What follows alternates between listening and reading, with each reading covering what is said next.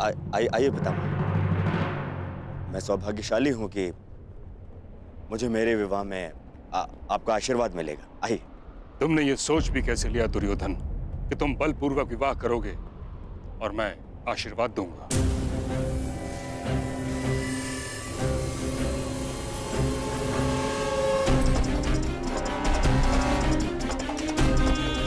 ऐसा ऐसा नहीं है पितामह। ये विवाह भानुमति की सहमति से ही हो रहा है।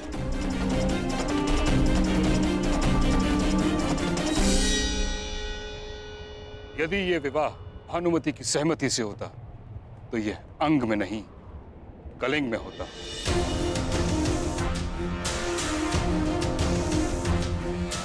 तुम्हें हरण करने की आवश्यकता नहीं होती दुर्योधन।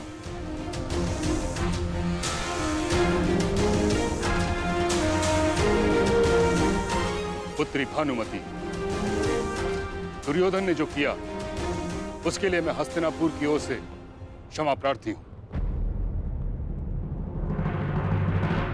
सच सच बताना पुत्री, क्या तुम ये विवाह किसी विवशता के कारण कर रही हो?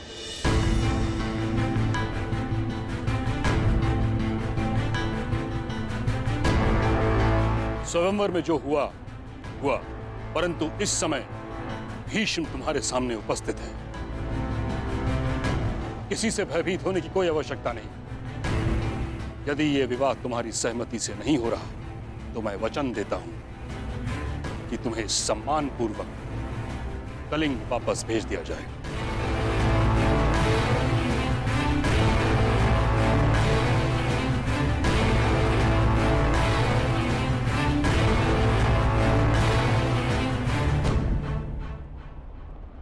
मैं सम्मान सहित जाना चाहती हूँ महामहिम।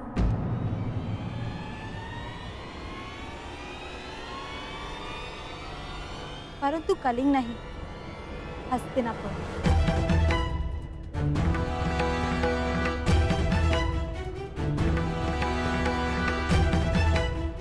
क्योंकि ये विवाह मेरी सहमति से हो रहा है।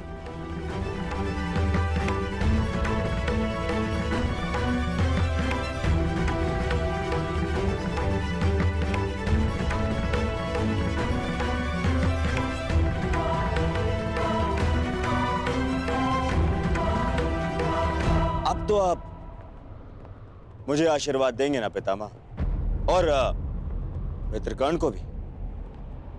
मेरे साथ साथ आज वो भी दंपत्ति जीवन में प्रवेश कर रहा है।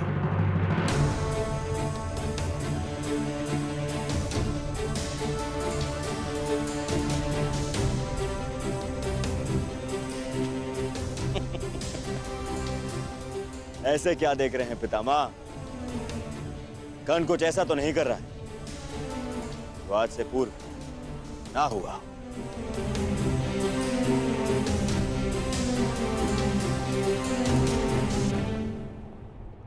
कर्ण ने ऐसा ही कुछ कर दिया जो आज से पूर्व नहीं हुआ।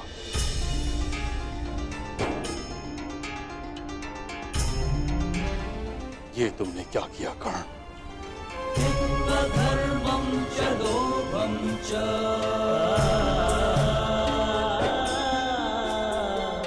मोहं चोऽध्यमस्थितः। विवाह की रीतियां संपन्न करें पुरोहित।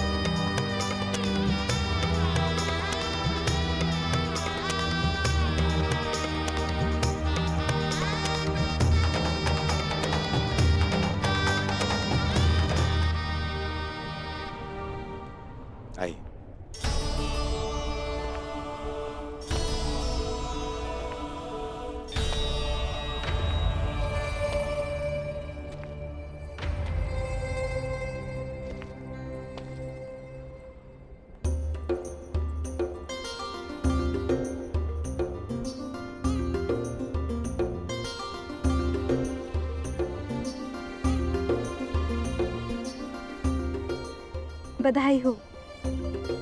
जिसके पद स्पर्श से तुम्हारा पुष्प खिला, उसके साथ जीवन भी सुगंधित बीतेगा।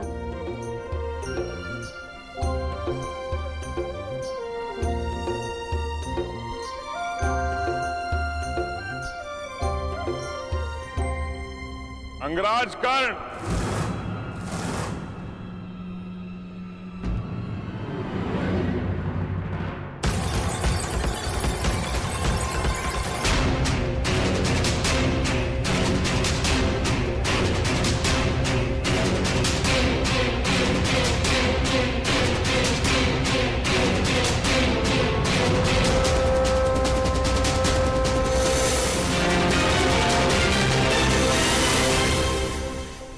अंगराज कर्ण को विवाह की बधाई।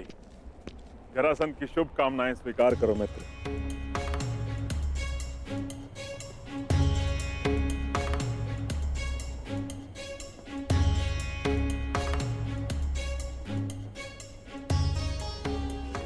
आमंत्रित किए बिना ही आप यहाँ आए हैं मगध नरेश, तो स्पष्ट है कि आपका यहाँ आना केवल बधाई देना नहीं होगा। इस पूरे संसार में अकारण कुछ भी नहीं होता अंगराज। अगर जन्म का कारण होता है तो मृत्यु का भी कारण होता है।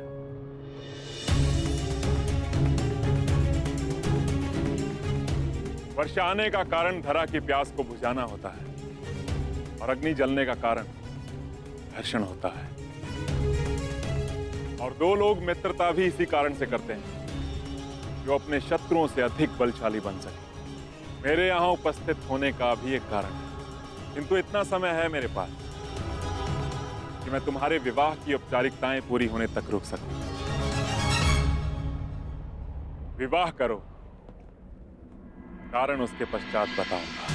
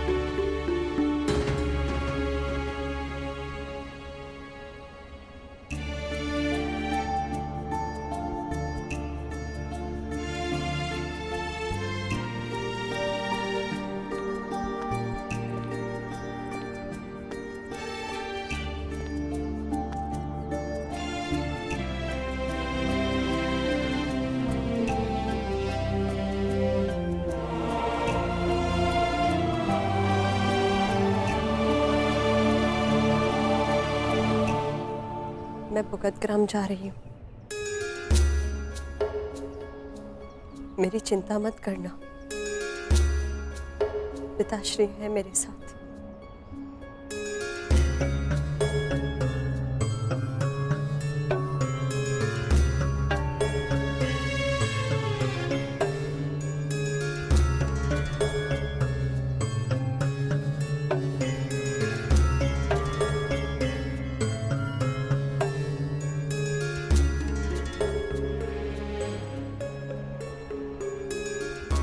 क्षमा करना कर्ण। सुप्रिया को माला देने से पूर्व मैंने उसमें से ये पुष्प निकाल लिया।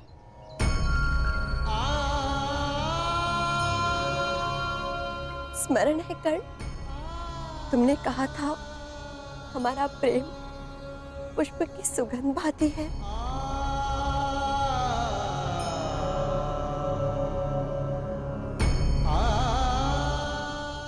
सुगंध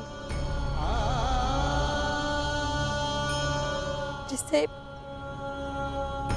केवल अनुभव किया जा सकता है, स्पर्श नहीं किया जा सकता।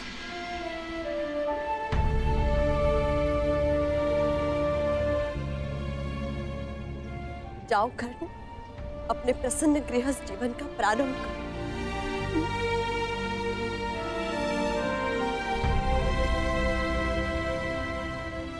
पता नहीं क्यों ऐसा नहीं लगता कि ये हमारी अंतिम भेंट है?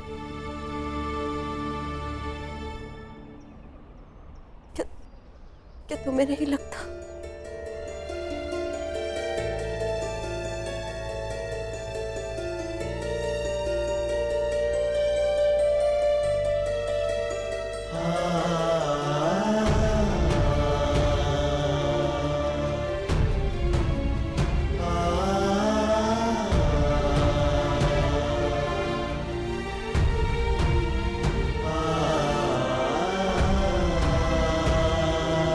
मैंने सदा तुम में अपना नायक देखा है, जिसके लिए उसका कर्तव्य सबसे महत्वपूर्ण है। सदा अपने धर्म पर टिके रहना, जो उचित लगे वही निर्णय लेना, ये मैंने तुम्हीं से सीखा है और वही किया है मैंने। मैं जा रही हूँ कर्ण, परंतु जिस प्रकार एक दीपक के बुझ जाने से प्रकाश नहीं मरता, एक स्वप्न के टूट जाने से आशा नहीं मरती, एक फूल के मुरझा जाने से उपवन नहीं मरता, उसी प्रकार एक सहयात्री के तुम्हारे जीवन से चले जाने से तुम्हारी यात्रा समाप्त नहीं होगी।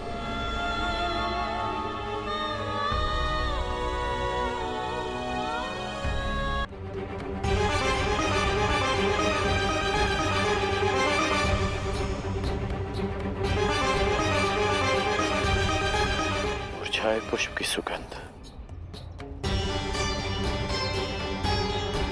पुष्प को खो देने का स्मरण कराती है। हमारा प्रेम सुगंध बनकर नहीं, एक पीड़ा, एक वेदना बनकर हमारे हृदय में हमेशा रहेगा।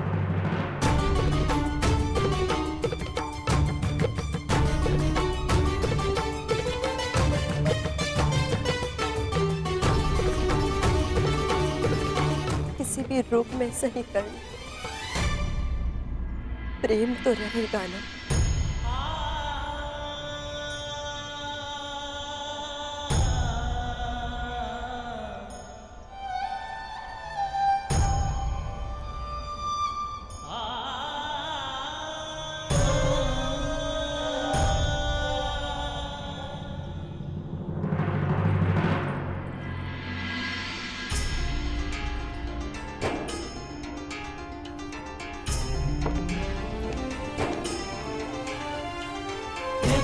धर्मं च लोभं च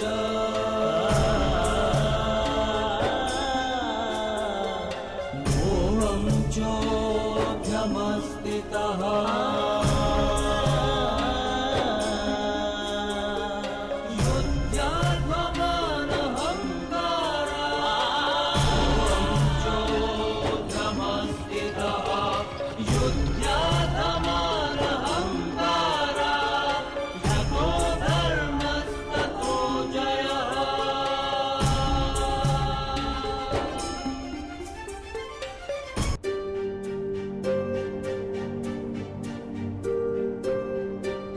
अब अपने आने का कारण बताइए मगध नरेश।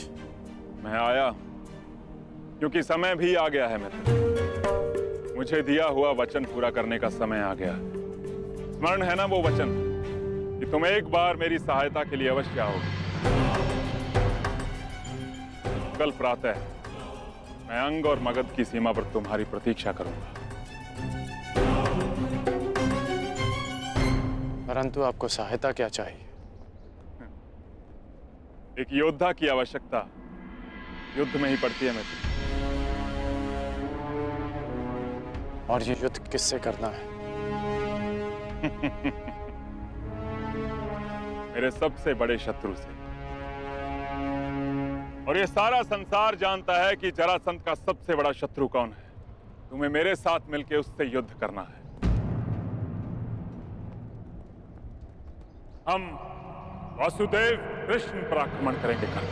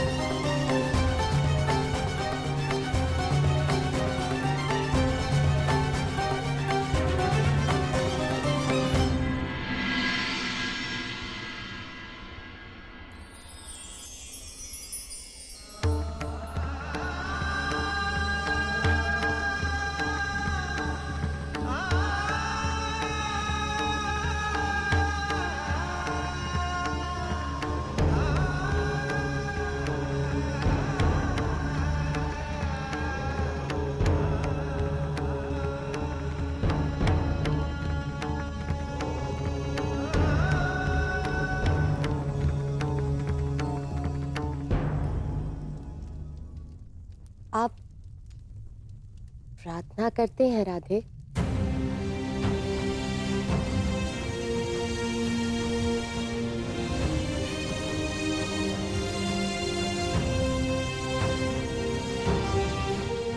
मैं करती हूँ सदा नियम से, और एक कुंवारी कन्या की प्रार्थना सदा उसके पति के विषय में होती है। तो क्या मांगा आपने अपनी प्रार्थना में? यही कि मेरा पति ऐसा हो जिसके सामने आते ही मेरा शीश आदर से झुक जाए, और जिसके विषय में सोचकर गर्व से उठ जाए। परंतु हर स्त्री की भांति मेरे मन में भी चिंता रहे कि मेरे आराध्य मेरी प्रार्थना सुनेंगे या नहीं। जो पूछना चाहती हैं स्पष्ट रूप से पूछिए।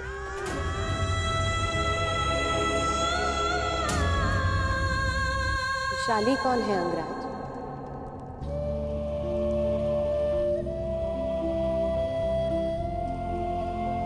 और उससे आपका क्या संबंध है?